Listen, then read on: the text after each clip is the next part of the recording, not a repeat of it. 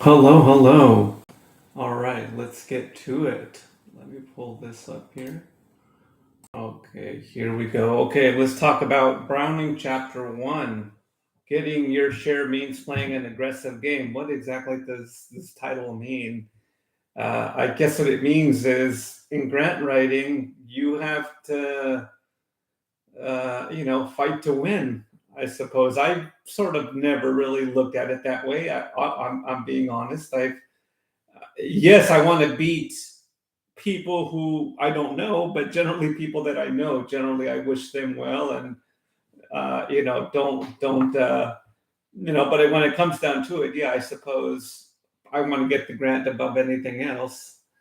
That is my number one responsibility. And let's not forget that when you're a grant writer, the most important thing is getting the grant. Okay, there is nothing more important as a grant writer, getting the grant. Okay, and I guess really that's sort of what this chapter really means. Yeah. Okay. Why is it competitive? It requires strategy, persistence. Sometimes you have to, when you get rejected, you have to reach out to them for feedback. Sometimes you have to apply over and over and over again until you get the grant. You got to be persistent. Funding is limited and is highly competitive. Yeah, generally say that, there's $1 million, for example, and they're giving grants of 100,000. What does that mean? That means they're going to give away 10 grants. Okay, there may be 100 people, maybe 200 people that apply to that, and so yeah, it is highly competitive, but doesn't mean that you don't play the game and you don't get in there and you try to outcompete everybody. And then winning schools take grant seeking very seriously in terms of having somebody that's dedicated to do this type of work. And so if your school or school district don't do this, you may want to, ask to be designated to be able to do this if you want to be the person writing those grants. Okay, then schools compete for scarce resources, yeah, particularly public schools, and of course also many private. Money goes to prepared applicants. Remember, I said earlier, sometimes you may be the best writer, but you don't get it because you don't have the best ideas. A prepared applicant has the best writing and has the best ideas. And the best ideas, a lot of times, are the ones that the grant giver, what they usually have a vision of what they want to give the money to. Okay, sometimes you have to modify your vision to fit their vision.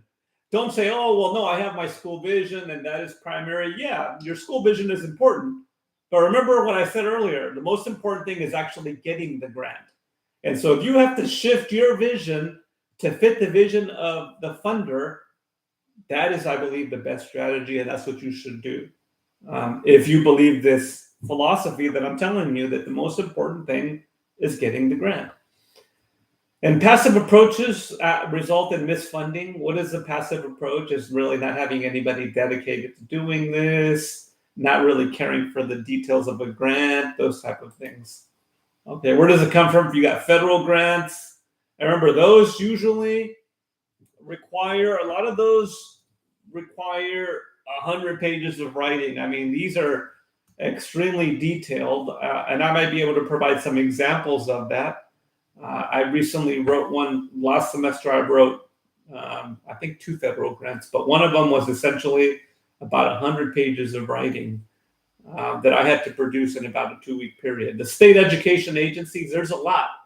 There's not only state education agencies, there's other agencies that fund education. Okay, you just got to sort of find them, and that you have to align your mission and your purpose and vision to theirs. Foundations and corporations, generally, a lot of times the foundation will give the least amount of money, but not always. So it all depends. And these are probably the hierarchy from the ones that are the biggest and give the most money to the smallest. Okay, federal funds flow through state agencies. Yeah, a lot of times. So you think sometimes, well, right now the big thing is taking out all the DEI language. Remember, before Trump, you had to, when your grant was done, you had to go through the grant to make sure you had enough words, diversity, equity, inclusion, make sure you had those words in there enough to get the grant. Now it's the opposite. Now, once you finish your grant, you have to go through it and make sure that the words diversity, equity, and inclusion are not in your grants. And you think, oh, well, that's just for federal grants. Well, yeah, it is probably just for federal grants in some way, but not really, right? Because sometimes when the federal funds dry up, you think the state funds are coming from some sort of state coffers, but no, right? They have to fill that money that they were giving, they have to backfill because now they're missing those federal grants. And so, just one example of what happened to me this year, I lost a major state grant.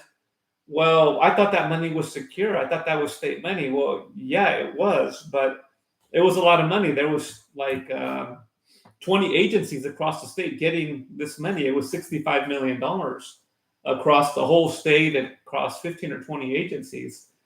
Why did the money dry up? Why did that grant end? Well, the state needed that money because the federal government took away so many of their other grants. Now they needed that money to backfill the other money that they believed was a more important priority. And so, yeah, state and federal funds, a lot of times they're connected in many ways, as you'll realize. States, they manage allocation and competition. Yeah, generally when you write federal grant, there's like a state sort of website that you have to basically tell the state. I'll probably find that for you. You have to document that with the state, sort of like a state clearinghouse. And so I get the emails every time someone writes a federal grant. I get to review it. I get the emails and say, hey, somebody in your state just wrote a federal grant. So to imagine how many emails I get. I get quite a bit. I don't go in there and read all the grants. There are a lot of them, but you do have to report that. And then there's two types of formula. There's formula and competitive grants. And we'll talk a little bit about those later. Okay, the formula grants are based on enrollment or demographics. Competitive grants require proposals, right? So the formula grants are generally those are probably going to be less competitive than the competitive grants. And then the competitive grants also reward preparation and quality. Preparation in terms of writing, preparing, and knowing what you're doing, knowing how you're going to deploy it, having the infrastructure to be able to deploy that grant, and then the quality of the writing and the quality of the team deploying it.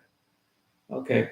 Education funding is shrinking in many states, particularly, again, I think right now is because of the backfill from the federal grants. There's demand really exceeds available funding by a lot. I get these grants that, they're giving 10 awards and there's 500 people applying. I mean, it's kind of intense sometimes. And only strong proposals are really going to be funded a lot of times. You have to be strong in ideas and writing, deadlines, and detail. Okay. Private foundations also fund educational priorities. You just got to find which ones they are and how you can align your mission with theirs. Corporations also, and then matching funders that are interested, that their interest is critical to their vision and then also to yours. Okay. Under 10,000 corporate and local. Yeah, I would say probably that's the sort of national. I think here in California, I would say that would be like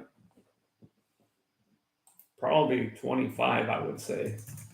Right. And over 25 is foundation and government grants. Yeah. Larger grants required. This is probably a larger grant. I consider it like 1 million. Right. So if I was going to say large, right, if this is small, right, I'm going to say under 50,000. Okay. And then if I'm going to say medium grant, right, if we're just categorizing medium, I'm going to say from, over 25, to maybe, I don't know, 250K. And then probably larger grants, I would say, could be up to 15 million, right? Generally anything over 2 million generally are multi-year grants. That's it. They're going to fund you for 3 to 5 years. You just have to be able to, produce a budget and a vision and an idea that's going to not only last 1 year, but it's going to last multiple years. Okay. Where do we go? Okay. All right. Dedicated time for grant seeking. This is, winning schools that win grants. They have dedicated time for grant seeking. They have teams, not just one person. Remember, I told you a team, probably at least 3 to 4 people, right? The writer, probably the budget person, and then probably the person with the ideas. Okay. And then you have consistent monitoring of the opportunity, somebody who's constantly looking at see what's coming up. All right. Winning schools, they clearly identify their need. Not only, it can't just be in your head, you have to have the data to back it up. Okay. If you say, for example, in our school district, we have a gang problem. Do you have any data to back that up? It's not just enough that you see gangs, you actually have to have the data. Okay. That's how you tell your grantor that, hey, it's not an idea in my head. I actually have the data to prove what I'm saying here. Okay. They align with funding to solutions, and then they also pursue grants continuously all the time, year round. Okay. Lessons learned, crisis-driven grants, seeking fails, right?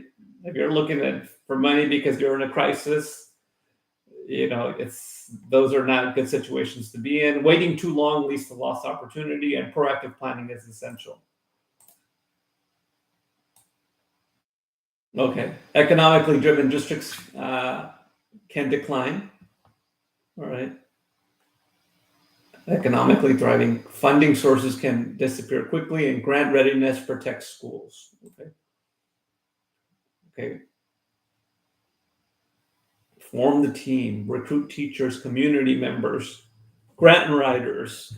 Somebody, you got to have a team. You're a finance person, right? Create small, focused grant teams. Like I said, 2 to 3 people with one key individual. That being, I believe, you, because you're in this class, right? Assign clear roles. I think again, you need a person who's going to lead, like a quality control person who's going to lead it, who's going to find the grants, who's going to initiate it, who's responsible for turning everything in. You need a finance person who's going to be able to attach all the budget numbers to the grant. And then you're going to need an ideas person who tells you exactly what they need. Okay. And that ideas person is generally like the school leader, generally. Principal, superintendent, whatever. Okay, train the team, seek grant writing training, ask them to maybe take this course, I guess, not to promote the course or anything. Build an internal expertise and invest in professional development, right? Subscribe to grant alerts. I have subscribed to maybe 20 to 30 grant alerts from federal, state agencies. Anytime I can subscribe to one, I do it, because more information, the better when you're looking for grants. Okay, you share funding opportunities regularly. You create a culture of grant awareness and grant writing and grant excellence. Okay, grant seeking is a leadership responsibility. It starts at the top, or not, doesn't start at the top, starts from you, really. Preparation really beats wishful thinking. Aggressive does not mean unethical. Okay, it means intentional. Doesn't mean that you cut corners, or doesn't mean that there's a call that comes out and you don't share it with people that you think would beat you to the grant, right? Those are sometimes those kind of things. You don't want to be too aggressive that you compromise your own ethical foundations or standing. Okay, always got to make sure that ethics is above everything. Okay. How aggressive is your school's grant strategy? That's probably the question you should ask. Right? Ask the school, ask your district, your superintendent, your principal, whoever, and what are opportunities, where are opportunities being missed, and what systems need to be built, what programs need to be created. Okay, next after this is learning how to locate grants, understanding fund agency expectations, and building a grant-ready mindset, because it is a mindset. It's a mindset that I hate to put it this way, but there's not much that can take a priority over grant writing. Okay. You can't say, oh, well, I like my weekends and I like my evenings. When you're a grant writer and you have a deadline, you have to prioritize it above almost anything else. I mean, obviously, you have to, eat and go to the bathroom and probably take the kids to school. I would say there's things that you can't compromise, right? But other than that, it must be a number one priority above anything else if you're going to be successful in this endeavor. Thank you very much. If you're going to be successful in this endeavor. Thank you very much.